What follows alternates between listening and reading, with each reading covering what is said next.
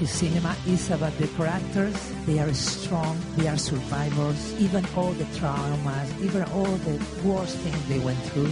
They know how to reinvent themselves. They know how to forgive. I love you, Pedro.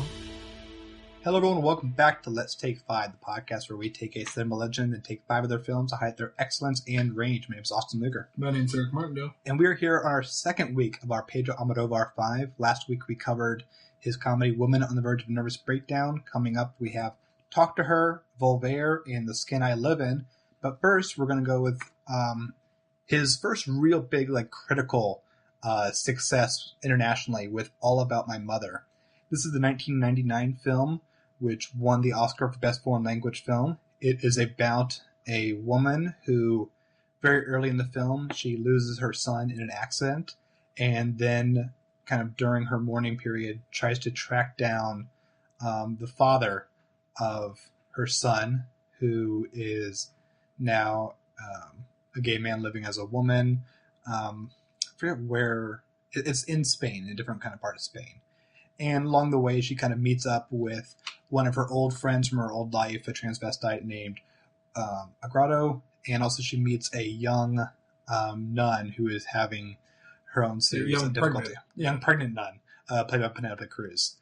It is a movie that, as it says in a title card in the film, it is a film devoted to women like Betty Davis, these kind of inspiring women within melodramas, and actually I think it's devoted to all women everywhere in his title card. And yeah, it's a strange, beautiful, warm, sad, colorful film that kind of really exemplifies Almodovar's style. What do you think, Eric? I think it's funny that you used all those words and you never said funny. Did I say funny? I meant to. Oh, yeah. I don't think you did. Yeah, it is also a bit funny, too. Yeah, the reason why I bring that up is, and maybe you did say funny, you can roll back the tape, but I don't think you did. The reason why I say that is because this movie is billed as like a comedy. Like if you get on Amazon Prime and you look it up right now, it's going to call it a comedy. And that's really peculiar to me because while I did laugh at the film more than Woman on the Verge of a Nervous Breakdown, I didn't find the film to be particularly funny. In fact, I found it to be a sad movie. Generally, overall, a sad movie about sad characters and sad situations, and the movie resolves sadly. So I thought it was a good film. I did. I thought that the performances are kind of difficult to judge in general whenever it's not the language that you know. I would say one is bad. Okay, I'd be interested in Esteban. I think the son, because I forgot that he dies early in the movie when I was rewatching it. He is so big of I am the greatest son in the world and my mother is the greatest person in the world.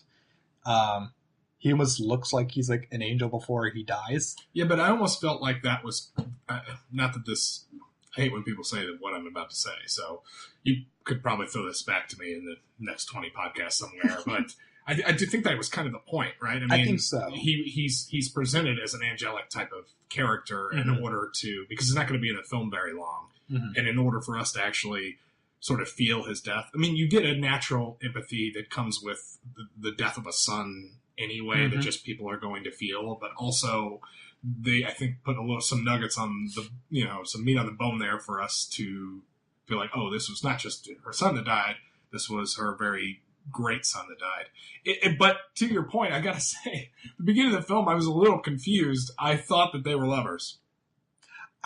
Yeah, they are very close. Yeah. Not saying that it didn't last very long because very, very quickly they established that it's the mother and son. But I did think that at first. Because they do play it like best friends. I mean, there isn't an incest vibe going on, but they are they're very close. They do everything together. They're talking about sex, too. That's true, yeah. They're having a conversation about, not like them having sex. Especially as he wants to know more about his father who doesn't know. Right, exactly. So anyway, he dies in the film there shortly after, so that does quickly leave it. But I thought the performances were really good, and particularly the lead of the film. Cecilia Roth plays Manuela, who was fantastic. She has sort of a natural sort of endearing quality about her that really transcends the language in the movie to where I can feel it. I can empathize with her. And it's not just when she's feeling bad. It's just her everyday emotions of like going through the motions. Mm-hmm. But yeah, I thought it was a good movie. It didn't like blow me away. But it didn't really have anything in the film I thought was necessarily bad anyway. So it was more just an issue of the actual story itself being something that I was either more or less interested in, and I just wasn't. It's a movie. I got some kind of questions for you because you're our theater expert, definitely within the two of us. This is a movie, and it's kind of Almodovar's MO is like he really kind of celebrates the emotions you get while watching a melodrama. You know what I mean? Like it. Especially this film, I think it really we're going to talk about Streetcar Named Desire. Yes, right? absolutely. Okay. So get ready for that. Okay. Because melodrama is always something that I found very difficult for me because like when people talk about like that subgenre of film, they always look at like Douglas Sirk.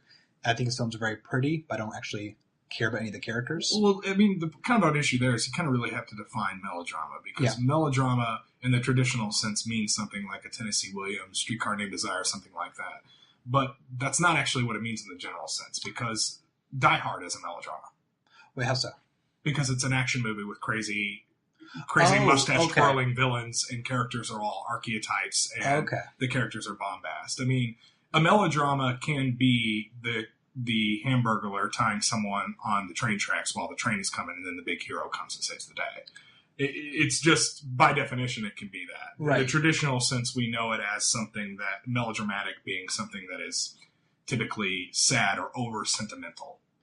And I think that what we're going to see in a lot of Almodovar's film is that understanding that isn't a bad thing. And I was kind of looking at this film when they're talking about these kind of elements and using it within the film. With heightened language and stuff like that. It's the idea of like you go to a horror movie to be scared, you go to a comedy to make you laugh, and these kind of films are there to make you cry. It doesn't make it any less sincere than those other genres. It's just different motivation. And I mean, it is not subtle. It is very much the title is referring to the movie All About Eve. They watch All About Eve.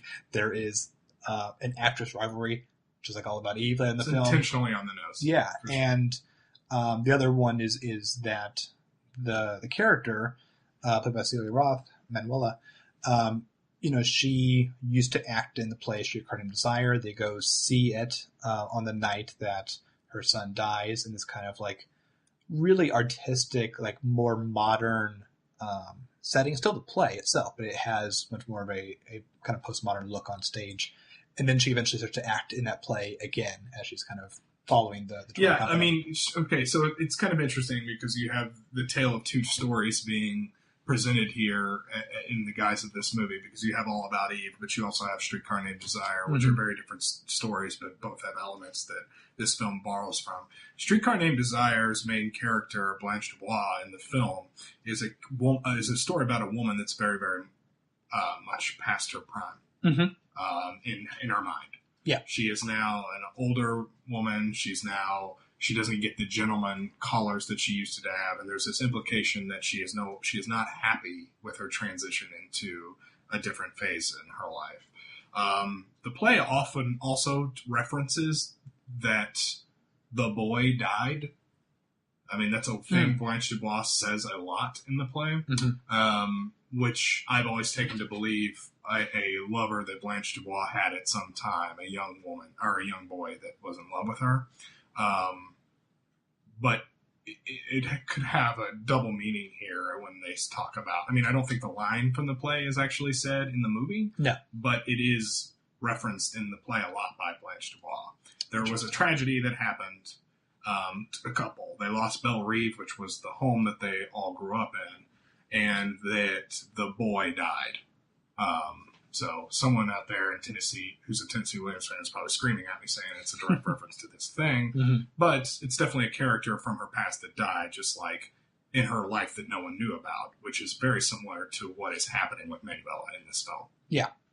What's interesting about, and it's been a while since I've seen All About Eve, I've seen Streetcar a little bit more recently, is that you get these kind of amazing women characters, but they're also still up against very direct opposition, right? There's some difficulty of the backstage bickering of All About Eve. You have The men in Streetcar are difficult.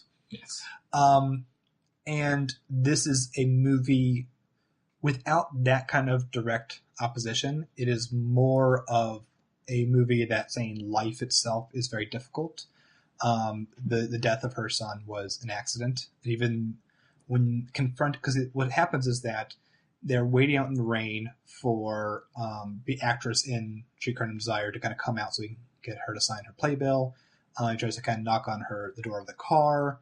They kind of keep driving past, and he eventually is hit by a car while in the street. It is very foreshadowed. It's not very big surprise to the audience because 2 scenes earlier he's crossing the street and his mom says, "Don't do that. You can get hit by a car." And it also kind of plays into the mood of this kind of genre. But it was a really kind of poignant scene when they talk to the actress who remembers that moment, and it still isn't hating that woman. It's just kind of everyone going through just really, really difficult things. Where even the father of Esteban, who is sick, he has hepatitis, and he's the one who got Penelope Cruz pregnant. He's not even the villain in this movie. He very much comes off across as his own type of victim. Yeah, it is disease, circumstance, sometimes bigotry, marginalized for sure, 100%. That makes that's why I kind of call this film so warm. I wouldn't call it a comedy, but you're watching all these women prop themselves up and create a community for themselves just to kind of get through all of the heartbreak and difficult days that they have. Well, and also, I mean, I think we've said this all without acknowledging that Manuela is gay as well, which I don't know her son knew. No. So, in fact, there's nothing to... You're almost led to believe she kept this a secret. Yeah. From her. From him. But, well... Yeah, I mean, I guess gay. I mean, she did sleep with a man, but it was a man who is now a woman. Yeah. Who's now identifying as a woman, and that's why the secret was kept. It gets, again, a little too farcical for me here, though. Kind of like going with, Women on the Verge of a Nervous Breakdown. And it's not even really farcical so much as it's just the plot convenience is... It's just one step too far with me. I mean, the fact that Manuela and Penelope Cruz's character, Hermana Rosa, is both get pregnant by the same, and then both meet each other circumstantially. It was on the search for him.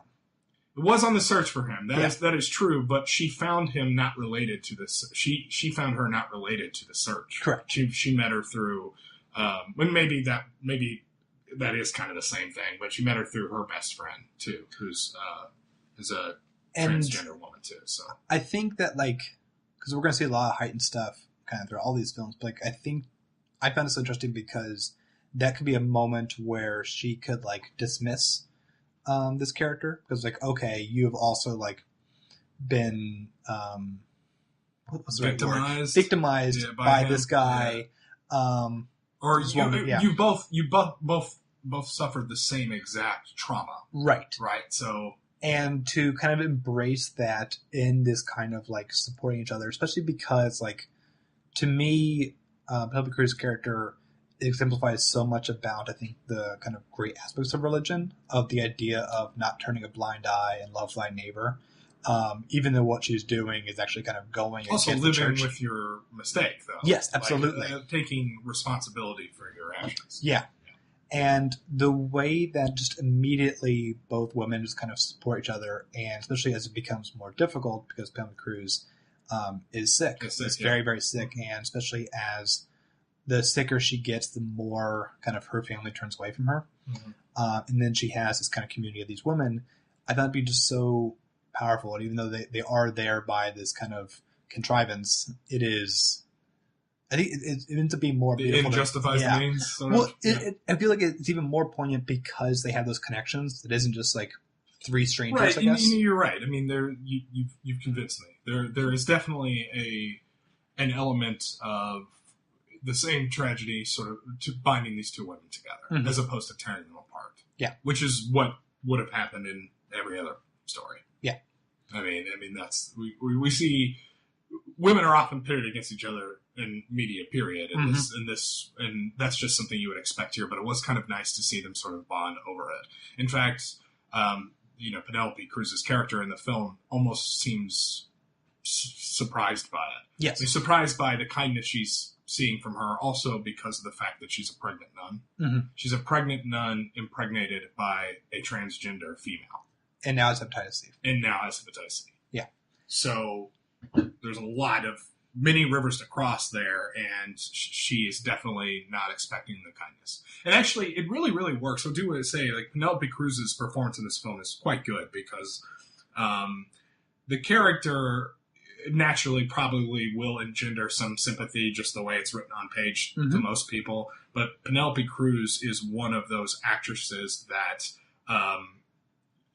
she has a look and a voice and a movement that is very, very graceful and very meek feeling, and she's able to pull off that performance. Her and Rachel Weisz is another one. Both actresses both play very strong women as well, but they have a tenderness to them and a vulnerability that I think really, really works in dramas like this. Yeah. So she does a very nice job. And this is a star-making performance. Yeah. I mean, I think I'm mixing up my 90s films right now, but she was in a great Mexican thriller called Open Your Eyes, and then she was in the terrible remake in America called Vanilla Sky. Yeah, which I think came out before this.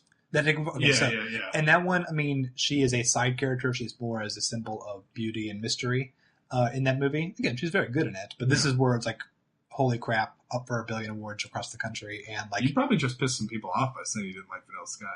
Oh, it's terrible. I know, but it's so funny how many people love that movie. I know. I'm going to double down. The movie is garbage. I saw it this year for the first time, and it is. We're going to have a conversation, one bonus podcast where we talk shit about Birdman and Vanilla Sky. Sure, this is doing it here. Because I don't think we're going to do a Jason Lee file. I don't think Vanilla Sky is going to come up. Yes, it's true. I will veto it for a Tom Cruise file. Yeah.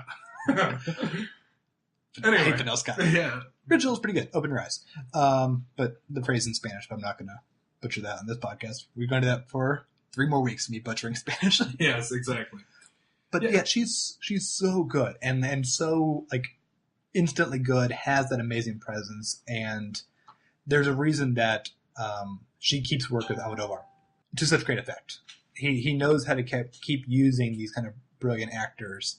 And I always like that, even though she and Antonio Banderas are now international movie stars, they do often kind of keep coming back to Almodovar because that's where the great roles are. Or even in a movie like I'm So Excited, it's a 5-second cameo, just to almost like make fun of their own celebrity, and then they get out. Well, there's a I think something about that can be said about people that return to like the stage, or or stay to the stage, or return to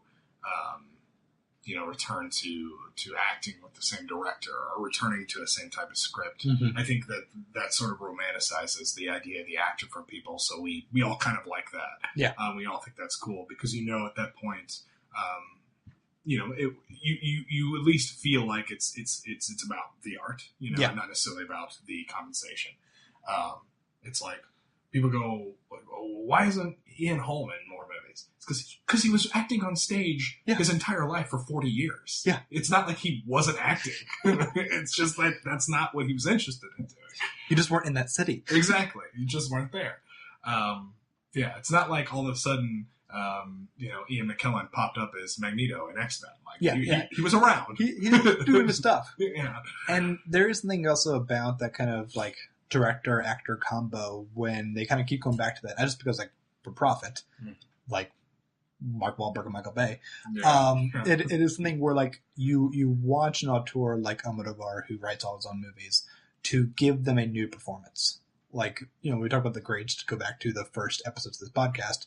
De Niro and Scorsese are dynamic because they've done 5 films together, 6 films together. Never counted. And those are like 5 or 6 different characters. And Casino and Goodfellas probably this. That's probably the overlap. But Casino is the weakest of. But that's Robert De Niro's career in a nutshell, though, right? Yeah. That's true. That's definitely true. I think that had this movie not nailed its final scene, though, I wouldn't have liked, because I guess there wasn't much of a transition there. But the film, getting back to Penelope Cruz, we know that she's sick. Again, spoilers on this podcast. As we always do. 1, 2, 3. She dies, and right after giving birth to the child, which again it's foreshadowed. I mean, you know the scene before she's going to die, and she does. And she makes like accommodations for it. Yes, this movie isn't about, like I said, when the kid dies in the beginning, it is very obvious cinematically what's going to happen. Yes, and I think the same's here too. It's not looking to gotcha. Right, and she definitely has a feeling she's going to die. And so anyway, the guy that has been talked about the whole film, which the source of their troubles is, goes to the funeral, and I guess I should say she, or it's a transgender woman, and they go out, Manuela and her meet, and they have a very kind of kind conversation between two people that have a huge history together. There's no like rubbing dirt in each other's faces or her kicking her while she's down, because it's a hard life. It's been a hard life for everybody. Yeah. You know what I mean? And the fact of the matter is that they just wanted to be around their son. You know what I mean? You know, they both did. And he's gone. Yeah. And that's a very, very sad thing that sort of unifies them in the film and gives Manuela closure as we exit. And it's a very, very nice... It rounds out the story, I think, very nicely. And for Lola, to the father, for her to like see the picture of her son, like, broke my heart. And then to talk about the child of Penelope Cruz's, I remember when she said, like, is the baby sick? Like, it's an immediate thing of, like, how much more pain have I accidentally caused? And to, like, learn the baby, like, it isn't a guarantee that it's born with Hep C, was such, like, a moment of, like, it's going to be okay. I mean, Lola is still terminally sick. There's still... Can hardly walk. Yeah, hardly walk. Looks really skinny. Not in good shape. I thought for a second it was Gael Garcia Bernal, but he's in 2 films from now. Not his 2 films. But, yeah. And before we close up, we should really just talk more about kind of the second lead of the movie. This transvestite character who goes by Agrado, who I think is the one who, she also suffers as much as the other two, but has the stronger defense mechanism. Well, it also helps she's not sick. She's not sick, but she gets the most like external. I guess Penelope Cruz character. Everyone's having a rough time. I was gonna say it's. Sure. That's why I was saying it's like everyone in this film is going through their own shit. Yeah. And it's not just micro scale stuff, like their own personal issues. There's very much like a sense of oppression that exists through the entire film. Yeah. Like, yeah, they all got their shit going on, but then they never really had a shot then, did they? Yeah. You know what I mean?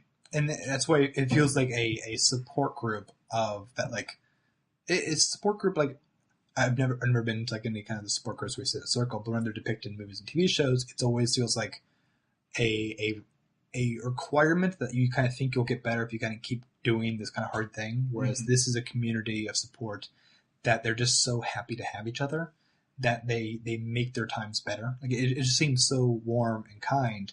And this woman, you know, she is someone who, you know, she is a prostitute.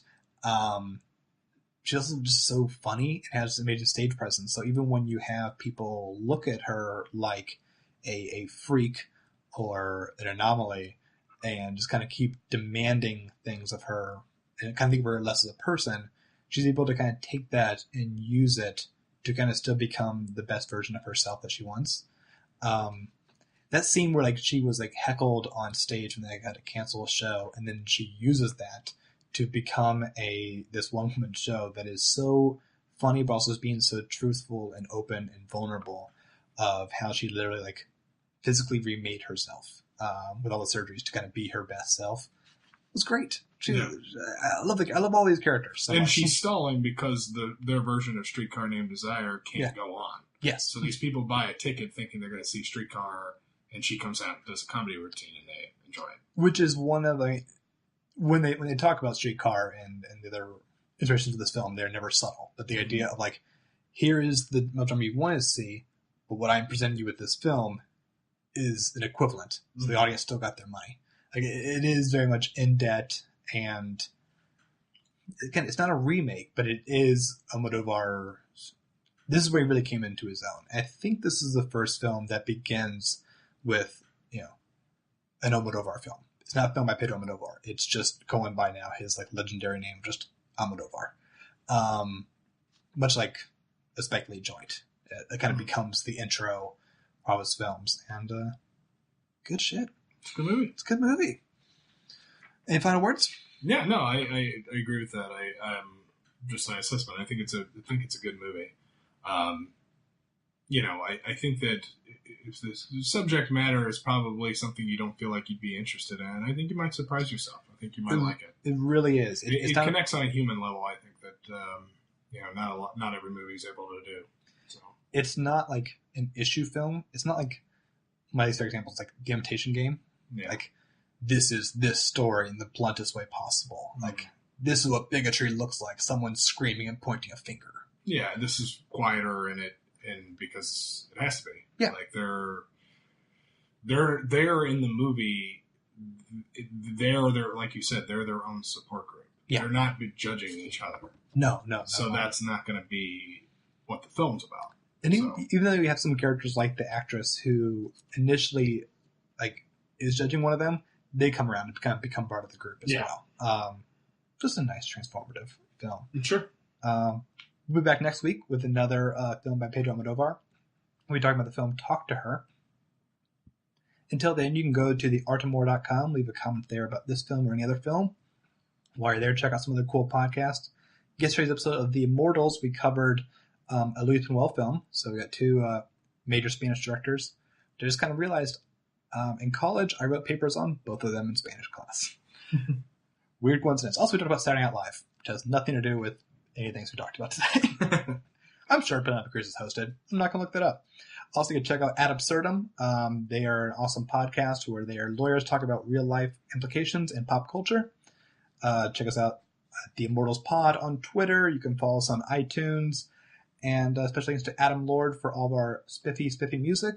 Where else can we find you, Eric? You can find me at Constant Diversion. That's my YouTube channel, or any of the other preceding 116 with some bonus episodes that are out there. That's 116 official, not counting the wrap-ups. I guess this would be preceding that. So go back and edit that out. And we'll see if it happens.